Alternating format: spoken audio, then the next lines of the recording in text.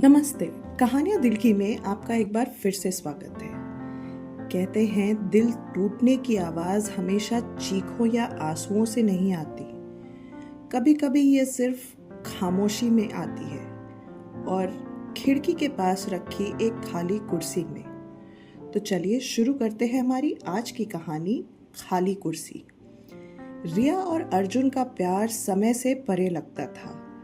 College में शुरू हुआ बेतरबी कॉफ़ी डेट्स, सीढ़ियों पर देर रात की बातें और नोटबुक में लिखे गए वादे।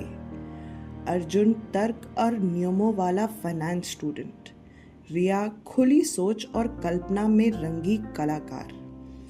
वो दुनिया बनाती थी जिसे वो समझ नहीं पाता था।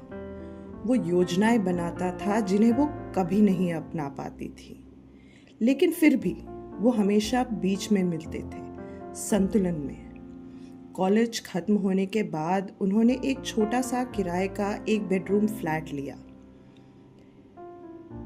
टपकते नल और टिमटिमाती लाइटों वाला, और उनके लिए वो जगह जादू से कम नहीं थी। सोफा बिस्तर बन जाता, बालकनी रिया का स्टूडियो थी और हर सुबह अर्जुन की दी गई चाय से शुरू होती थी, चाहे उसे 9 बजे की मीटिंग ही क्यों न जानी हो। उनका प्यार साधारण था, लेकिन सबसे खूबसूरत तरीकों से। फिर धीरे धीरे जिंदगी बदल गई। जॉब की ज़रूरतें बढ़ती गईं, रिया के आर्ट प्रोजेक्ट्स कम हो गए, अर्जुन की डेडलाइंस बढ़ती गईं, शामें शांत होने लगी, हंसी कम थी अब। लेकिन रिया नहीं घबराई। उसे विश्वास था रिश्ते में उतार चढ़ाव आते हैं। उसे अर्जुन पर भरोसा था, तब तक जब तक उसने अर्जुन की स्मार्ट वॉच में एक मैसेज नहीं देखा। कोई खास बात नहीं थी, बस एक सीधी सी लाइन, आज तुम्हारी बहुत याद आ रही है, पिछली रात कभी न भूलने वाली थी। कॉन्टैक्ट का नाम था अंकित वर्क, एक चालाक झूठ।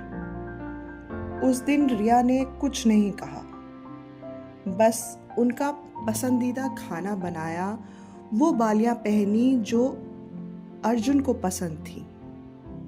उसने फिर से खुद को वैसा बनाने की कोशिश की जैसा शायद अर्जुन चाहता होगा, लेकिन अर्जुन थका हुआ दिख रहा था, खोया खोया। और जब उसने रिया को गुड नाइट किस किया तो वो जल्दी में था, और उस लम्हे में तो वो था ही नहीं। उस रात रिया ओरिया को पकड़कर खूब रोई। ओरियो उनका सड़क से अडॉप्ट किया हुआ कुत्ता, जो हमेशा जानता था जब कुछ गड़बड़ होता था। दिन हफ्तों में बदल गए। रिया अपने ही घर में अजनबी बन गई, दीवारों की दरारों में अपना अस्तित्व ढूंढती रही। हर बार जब अर्जुन अपने फ़ोन को देखकर मुस्कुराता, रिया सोचती, क्या ये मेरे लिए है या उसके लिए, जिसे मैं जानती ही नहीं। एक शाम रात का खाना खाते हुए रिया ने चुप्पी तोड़ी। क्या कोई और है अर्जुन? उसका ये सवाल सुनकर अर्जुन चुप हो गया।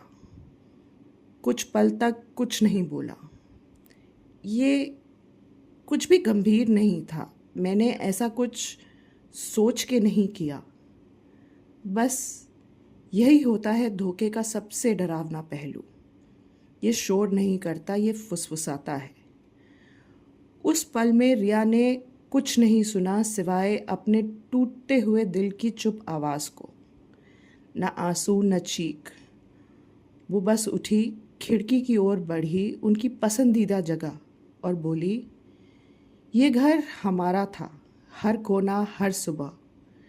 अब ऐसा लगता है जैसे मैं उस इंसान के साथ रह रही हूँ जो तुम्हारी शक्ल तो रखता है पर तुम नहीं हो। उस रात वो चली गई। अर्जुन ने भी उसे नहीं रोका। शायद उसे लगा वो लौट आएगी, शायद उसे लगा उसके पास वक्त है, लेकिन अगली सुबह घर की गूंज अलग थी। रिया के कपड़े चले गए थे, उसके ब्रश, उसके मिरर पर लगे छोटे छोटे नोट और ओरियो भी। सिर्फ एक चीज़ बची थी, वो लकड़ी की कुर्सी जो खिड़की के पास रखी थी। वो खिंची हुई थी, जैसे कोई उठकर चाय बनाने गया हो और लौट कर ना आया हो।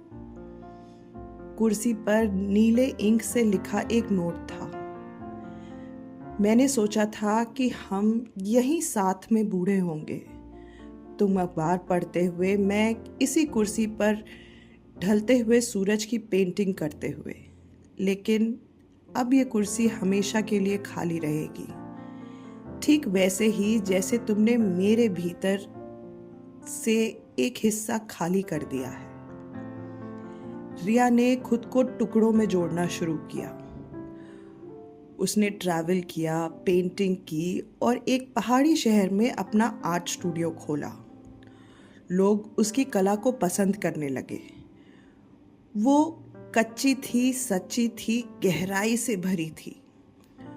वो दोबारा कभी किसी के साथ नहीं रही, न शादी की न डेटिंग की, लेकिन अब वो ज़्यादा मुस्कुराती थी, अजनबियों से बात करती थी और बच्चों को आर्ट सिखाती थी। उसकी सबसे प्रसिद्ध पेंटिंग थी खाली कुर्सी। कैनवस पर एक हल्की रोशनी वाला कमरा था, एक मेज़ पर 2 चाय के कप, एक कुत्ता कोने में सिमटा हुआ बैठा हुआ और एक कुर्सी खाली जिस पर धूप पड़ रही थी। नीचे एक नोट लगा था, हर विदाई शोर वाली नहीं होती, कुछ बस कुर्सी खींचकर चले जाते हैं और आपको उस खाली जगह का सामना करने के लिए छोड़ जाते हैं जहां कभी आपकी पूरी दुनिया होती थी। अर्जुन ने शहर बदले, करियर में आगे बढ़ा, फिर से प्यार करने की कोशिश भी की, लेकिन हर घर अधूरा लगता था। हर शांत रविवार उसे रिया की हंसी की गूंज याद दिलाता था। कभी कभी वो नींद से उठता ये सोचकर कि ओरियो कहीं भौंक रहा है, और कभी कभी वो अपने सपने में रिया को खिड़की के पास खड़े देखता, आकाश को पेंट करते हुए। एक बार वो रिया की गैलरी तक गया, सामने वाली सड़क पर खड़ा होकर देख रहा था। कुर्सी थी, पेंटिंग थी और वो भी थी, पर वो अंदर नहीं गया। कुछ माफिया बहुत देर से आती हैं और कुछ जख्म दोबारा कुरेदने की ज़रूरत नहीं होती। धोखा सिर्फ वादे तोड़ना नहीं होता, वो इंसान को भी तोड़ता है। भरोसा एक बार टूटे तो चाहे जोड़ भी ले, दरारें हमेशा दिखती हैं। कभी कभी सबसे बड़ा दर्द धोखा नहीं होता, बल्कि ये होता है कि आपने जिसे दिल दिया वो आपको निभाने लायक ही नहीं निकला। आशा है आपको हमारी आज की कहानी पसंद आई होगी। कमेंट्स में ज़रूर बताइएगा ये आपको कैसी लगी। धन्यवाद।